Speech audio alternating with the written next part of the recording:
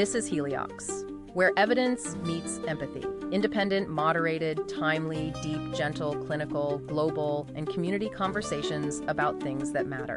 Breathe easy, we go deep and lightly surface the big ideas.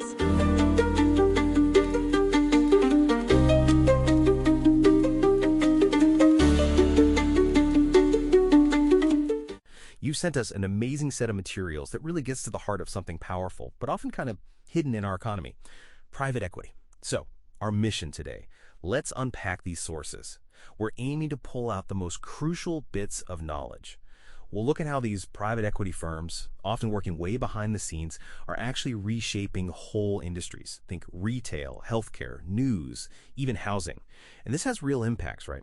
On companies, communities, individuals, maybe even impacting you directly.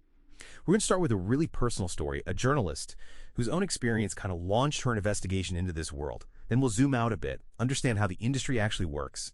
And then we'll dive into these four really compelling stories, individuals whose lives were just profoundly changed by all this. Yeah, and for decades, really, private equity has played by its own set of rules.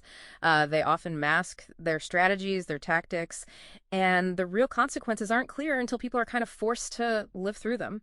We're going to look at how they've essentially flipped the traditional business model on its head, prioritizing shareholder value often above, well, pretty much everything else. Okay, let's get into this then. To really grasp the foundation of private equity, we actually need to step back and look at it.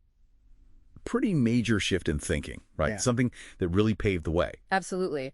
That foundational shift, you could argue, really stems from Milton Friedman's big 1970 essay in the New York Times. He brought forward this idea, shareholder theory. And basically, he argued that the only social responsibility a business has is to increase its profits. That means prioritizing shareholders over everyone else: workers, suppliers, customers, the community. And this idea, it totally transformed MBA programs, business schools across the country. It really set the stage for how private equity operates today. Okay, shareholder theory. And how does that translate into action? What's the main mechanism they use? Well, the core mechanism is something called a leveraged buyout, an LBO. Essentially, a private equity firm borrows a huge amount of money to buy a company. But here's the kicker, the really crucial part. That massive debt, it doesn't stay with the private equity firm. Right. It gets immediately transferred onto the company they just bought. The firm itself might only put in like a tiny fraction of the actual purchase price. They rely on outside investors, pension funds, endowments, for the rest. Okay, wow. So the company itself takes on the debt used to buy it. It sounds pretty risky for the company. Yeah. Can you give us an example? Like what happened with Hudale? I think that was an early KKR deal. Yeah, Hudale's a really striking example. KKR bought them back in 1980, put in about $390 million. 9 years later, they sell. And KKR, they made a massive 33% return on their investment. Huge win for them and their investors. But what about Hudale itself and its workers? That's the other side of the coin. 7,700 jobs at Hudale vanished.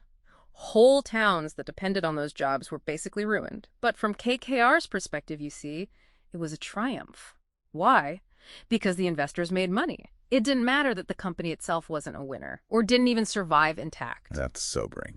So they make money even if the company fails.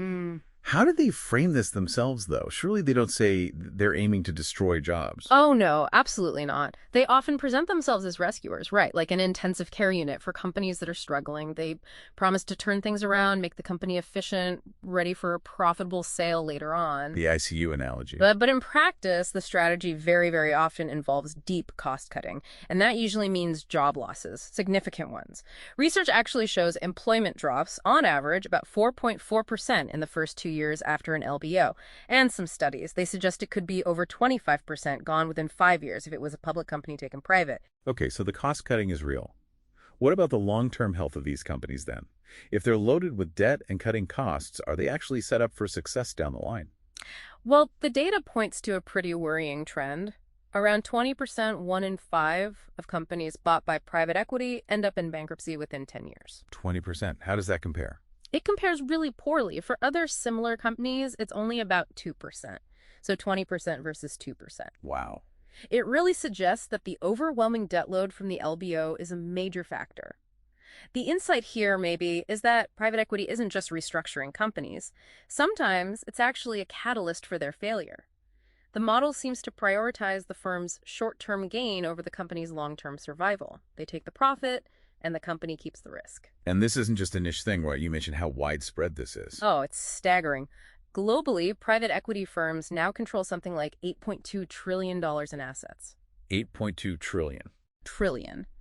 Just to give you some perspective, that's more than the GDP of any country on Earth except the US and China.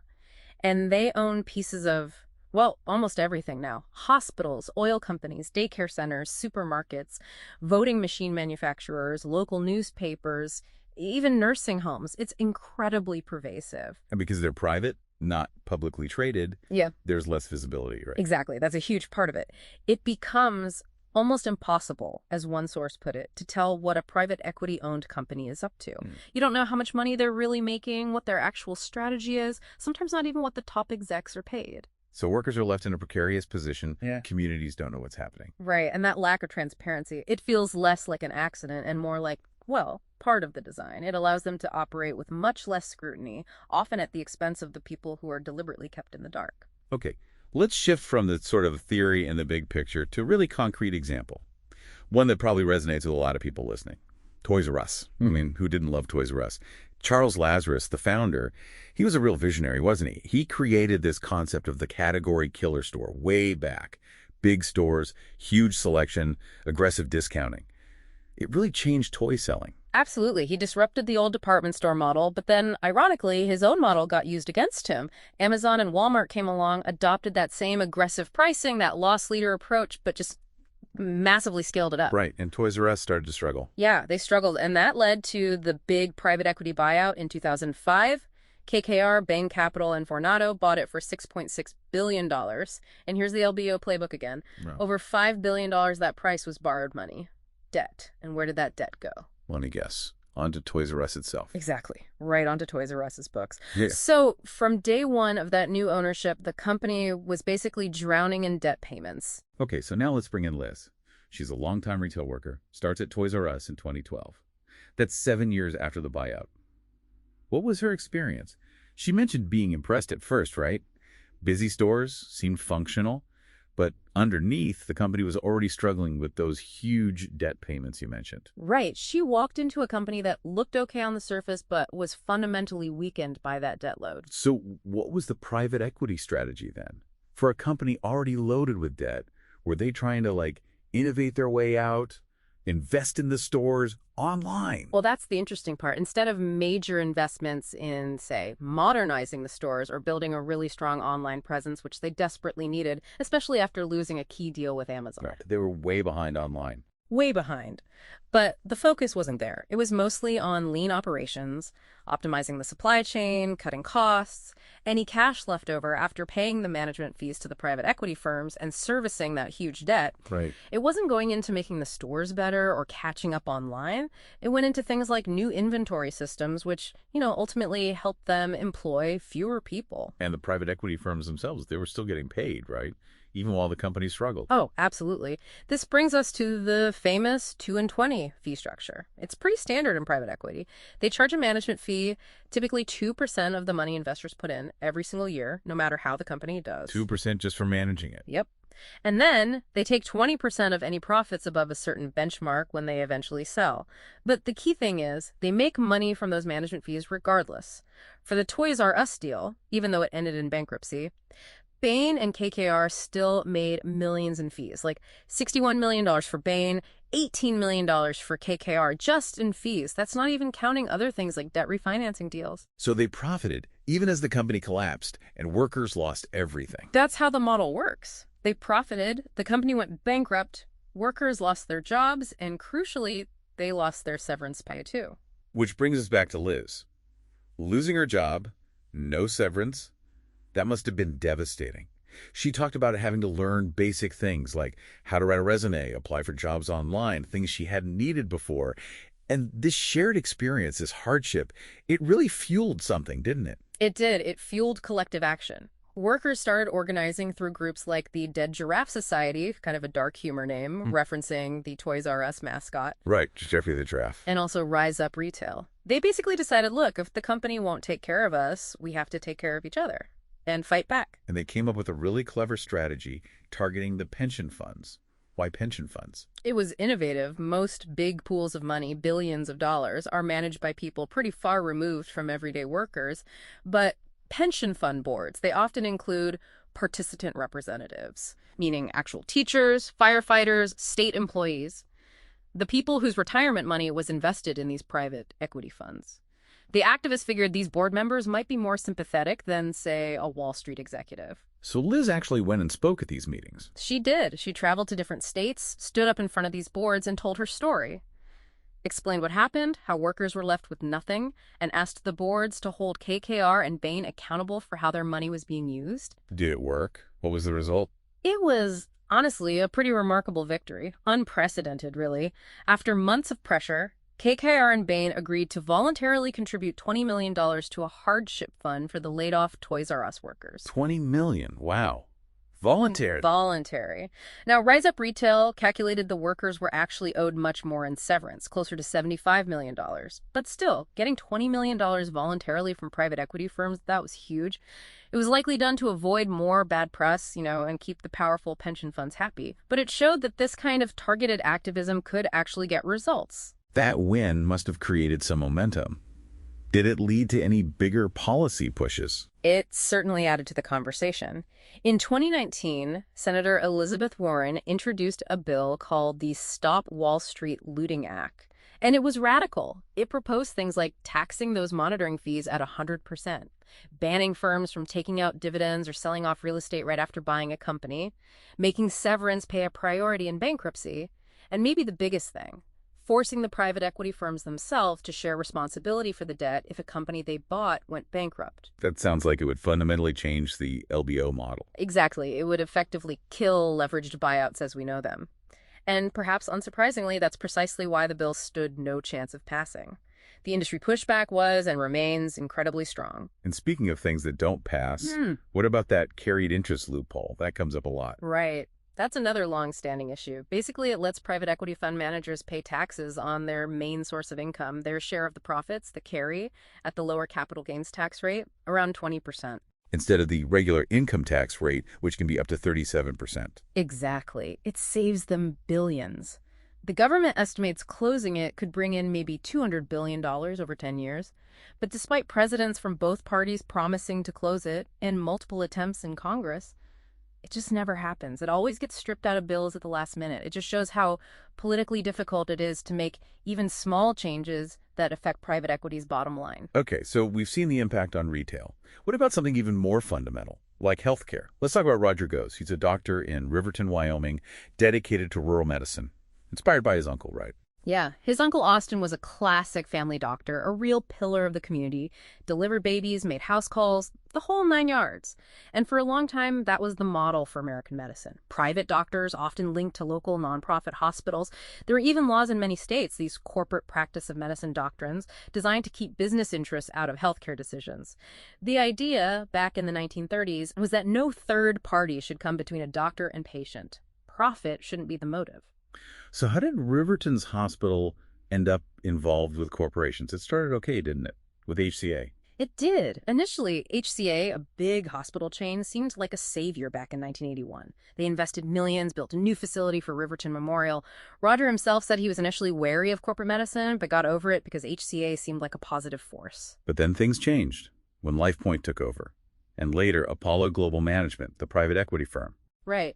When LifePoint, which was later bought by Apollo, came in, the perspective really shifted. They started viewing hospitals less as community assets and more as, well, widgets on a spreadsheet, things to be optimized for profit. And what was the impact on the ground for Roger and the community? It was devastating. The big blow came in 2018 when LifePoint permanently shut down Riverton's obstetrics department. No more babies born in Riverton. Why? What was the reason given? The official reason was financial low reimbursement rates from Medicaid, but the human cost was immense. Pregnant women suddenly had to travel hours, sometimes in terrible weather, blizzards even, just to deliver their babies. And this isn't just Riverton, it's a nationwide crisis in rural areas. Fewer than half of rural hospitals even have obstetrics departments anymore, and that number keeps dropping. Roger didn't just accept this, did he? He started fighting back. He did. His initial quiet anger turned into very public activism. He helped form the Save Our Riverton Hospital Group, which eventually became a formal entity, the Riverton Medical District, or RMD.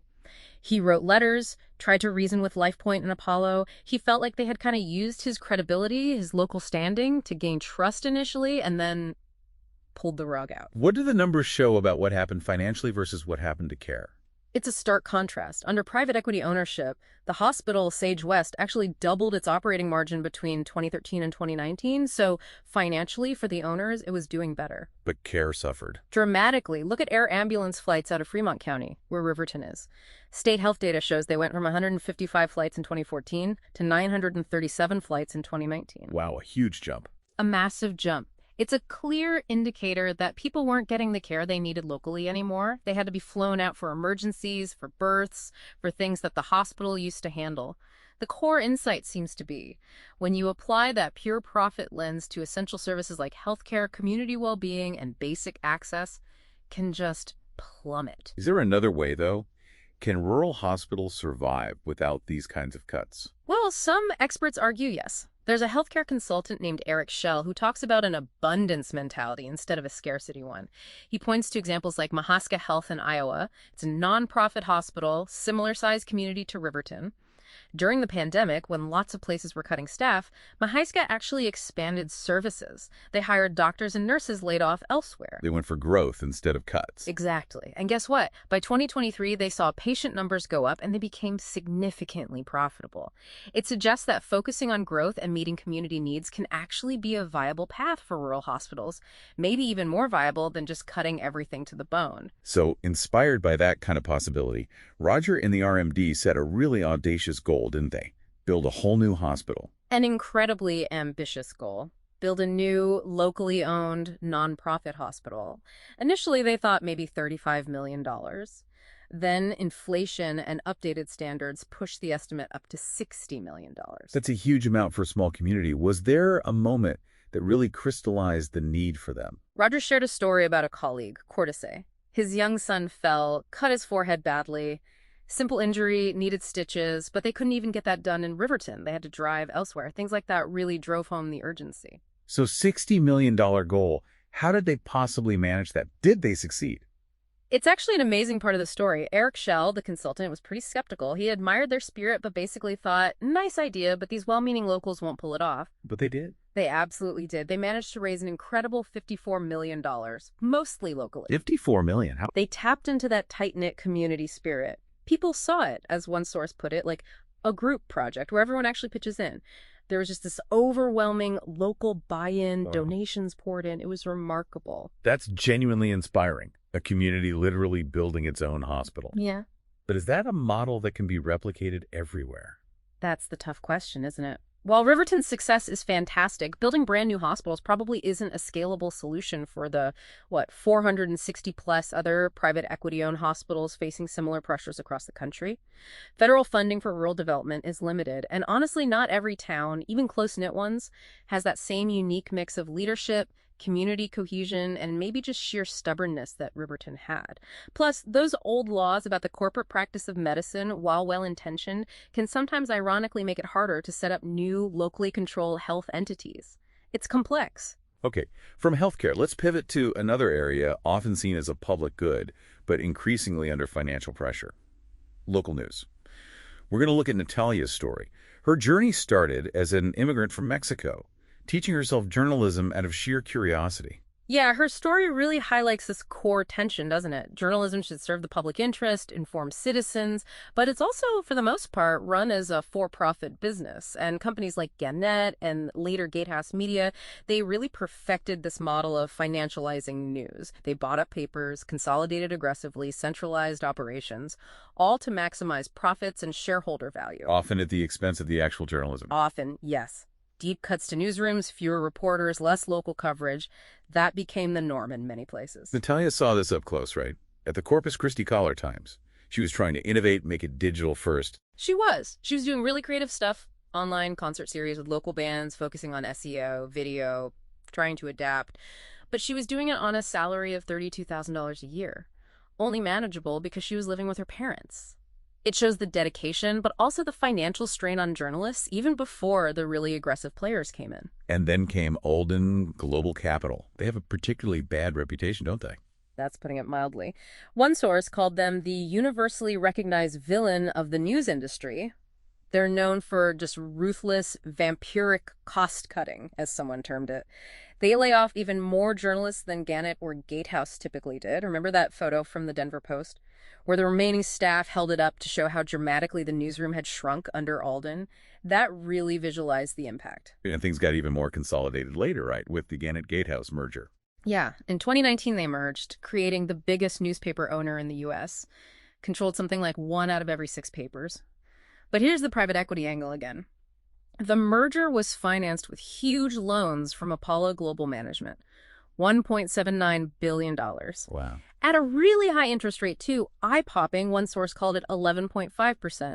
So this new, giant company started life already burdened with massive debt payments owed to a private equity firm. And what did that mean for the people working there versus the people at the top? Well, look at 2021. The CEO, Mike Reed, his total compensation was $7.74 million. $7.7 million. Meanwhile, you had journalists at his papers driving for DoorDash at night, working second jobs, just trying to pay their bills. The disconnect is pretty jarring. It really is. So if this for-profit, debt-fueled model is gutting local news, Yeah. what are the alternatives? Is anything else emerging? We are seeing the rise of nonprofit journalism. It's a really important development. Organizations like Chalkbeat, focusing on education news, or VoteBeat, where Natalia works now, covering elections, they're funded differently by foundations, donations not by trying to squeeze out maximum profit. Voice of San Diego was a real pioneer here, showing that local news can exist as a public good rather than just a business. The core insight might be that financialization just fundamentally clashes with the public service mission of journalism. But is nonprofit the only alternative? What about this venture philanthropy idea? That's a newer trend. It's kind of a hybrid. Philanthropists investing in newsrooms but looking for potential exponential growth, almost like venture capital. It shows newsrooms can find paths to financial stability, which is good, but the risk is that it tends to favor outlets in places with already strong philanthropic networks, potentially leaving behind communities that need news the most but don't have those deep pockets. Which connects to the news desert problem. That's getting worse, isn't it? It is. Places with no local news outlet at all. Texas, for example, has almost 10% of the entire country's news deserts. Over 200 counties nationwide have none. And even where papers technically still exist, many are ghost papers. No local reporters, just filled with syndicated content. They're not really serving their communities anymore. Is government funding an option? I know that's always been controversial. Historically very taboo, yeah. Fears of government influence over the press.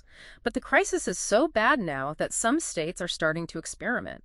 New York, for instance, launched a plan in 2024 offering tax credits to help pay reporters' salaries. That sounds promising.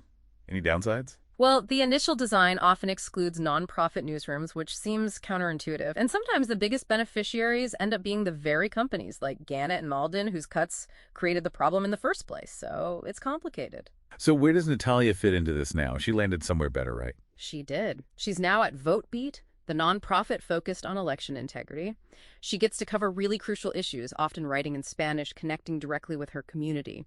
She actually tweeted about it, saying she feels like she's finally working in a healthy, supportive, and uplifting workplace. It's a real contrast to her earlier experiences and shows the potential of these alternative models. Okay, so we've covered retail, healthcare, news. Let's move to another absolute essential, housing. And here we dive into Lauren's story. She sounds like quite a character, a real fighter, advocating for her community from a young age. Yeah, she's described as a force to be reckoned with, someone who doesn't back down when she sees injustice, whether it was in her childhood public housing or later fighting for her kids' school. And her story brings us face to face with how private equity has moved into housing in a massive way. They now own millions of homes and apartments across the U.S. How do they make money in housing? Is it the same LBO playbook? Yet, not always LBOs in housing, but similar financial engineering. Firms like CIM Group, the one involved in Lauren's story, often use low-interest loans backed by the government by Fannie Mae and Freddie Mac. For instance, CIM got a huge $346 million loan to buy the Southern Towers complex where Lauren lived, at an interest rate of just 2.2%. Government-backed loans, so taxpayer-supported money. Essentially, yes. And these loans often don't have strict limits on rent increases or really strong enforcement of maintenance standards. So the firms can borrow cheap money, potentially raise rents, maybe skimp on upkeep, and pocket huge returns just by paying back that low interest loan. The core insight here is pretty troubling. Public funds are being leveraged for private profit in housing, and it can make problems like affordability and poor living conditions even worse. And Southern Towers. That's a big complex, right? What were conditions like after CIM took over in 2020? Huge complex, over 2,300 apartments in Alexandria, Virginia. And according to Lauren and other tenant activists, conditions went downhill fast under CIM. They documented widespread problems: mold, persistent leaks, holes in walls, broken appliances that went unfixed for ages. City records back this up. Code violations reportedly skyrocketed after CIM bought the place. And Lauren was right in the middle of organizing tenants around this. There was a specific incident, wasn't there? A flood? There was a really dramatic incident where pipes burst and flooded 14 apartments. And crucially, residents couldn't reach anyone from management for hours. No emergency contact worked. People were stranded.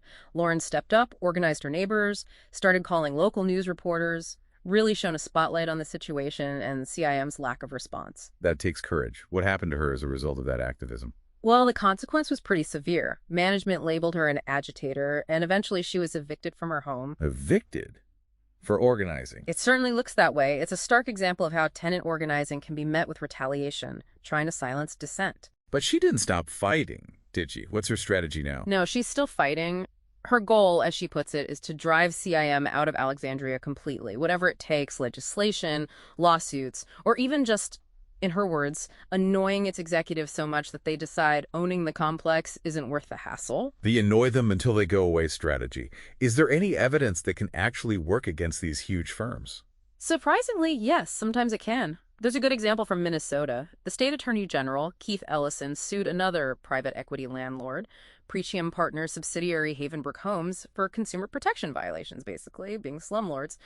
And they won. It resulted in a $2.2 million fund to pay back tenants, rent forgiveness, and Pretium actually agreed to sell off its Minneapolis homes to affordable housing groups. So persistent legal and public pressure can make a difference. That's hopeful. Are activists also using that pension fund strategy, like the Toys R Us workers did, going after the money source? They are starting to, yes, learning from other fights. Housing advocates are now targeting the big investors in these private equity funds, pension funds, like the Pennsylvania Teachers Retirement System, for example. And they're also pressuring the government agencies like the Federal Housing Finance Agency, which oversees Fannie and Freddie, arguing that they shouldn't be providing those low-cost loans to firms with documented predatory practices. Stop fueling the fire, basically. It all ties together. What's Loren's take on the bigger picture solutions? Is she focused on policy change? It's interesting. While she supports progressive goals in general, she's described as being pretty skeptical of what she calls pie-in-the-sky plans, big ideas that seem unlikely to happen quickly. Her focus is very much on the ground, direct action. She believes when you're up against billions of dollars, you can't just wait for some massive top-down change. You have to fight where you are right now. So if we kind of pull back and look at the whole picture from these stories, a key theme emerges. Private equity's whole way of operating often seems designed to make it really difficult to know what's going on. They've become masters at finding workarounds to regulations, cloaking their strategies in complexity, making it, as one source said, incomprehensible to observers and even employees. Most people don't really understand what private equity is, let alone the potential consequences, until it directly impacts their job, their hospital, their newspaper, or their home. And it's not just theoretical, is it? As Lauren said, it's like a monster looming just outside the window. We saw that recently with the Steward Healthcare bankruptcy, too. Here you had this massive private equity-owned hospital chain, $9 billion in debt. Turns out they'd secretly lost over $400 million in just 1 year, had way more liabilities than assets, but they managed to hide the extent of their problems for years from their own staff, from suppliers, patients, even the government, until it all collapsed, affecting hospitals across 8 states. It's a real-world example of that opacity having huge consequences. Exactly. And it raises a really fundamental question, going back to Friedman. His ideal world, where bosses and workers have equal power, relies on this idea of equal information. Everybody knows the score. But you look at the last 50-plus years, especially with the rise of private equity, that precondition of equal information has been basically destroyed. Workers often have no idea who really owns their company, what the long-term plan is, or if the plan is to just drive it into bankruptcy and pick over the remains. Knowledge is power, right? And private equity has figured out how to hoard that knowledge, concentrating power in its own hands, often with a nod from the government. It sounds pretty bleak when you put it like that. But the stories we talked about, Liz, Roger, Natalia, Lauren Nord, they also show incredible resilience, don't they? They show you, the listener, that even though this problem is huge and complex, individual action, community organizing, when it's informed, when it's persistent, it can actually make a difference. It can force change, even against these giant firms. So listening to all this, what really stands out to you was, for me, this deep dive really throws this fundamental tension in our society into sharp relief. The constant push-pull between maximizing shareholder value, often in the short term, and ensuring the long-term well-being of communities. Maybe the final thought to leave you with is this. In a world where more and more essential services, healthcare, news, housing, are being viewed primarily through that lens of short-term financial gain, what does it actually mean for a business to be truly successful? And beyond that, what's your role as an informed citizen, as a consumer, maybe even as someone whose pension fund invests in this stuff? What role do you play in shaping a future where the value of a company means more than just its quarterly earnings report? Something to think about. Thanks for listening today. 4 recurring narratives underlie every episode: boundary dissolution, adaptive complexity, embodied knowledge, and quantum-like uncertainty. These aren't just philosophical musings, but frameworks for understanding our modern world. We hope you continue exploring our other podcasts, responding to the content, and checking out our related articles at helioxpodcast.substack.com.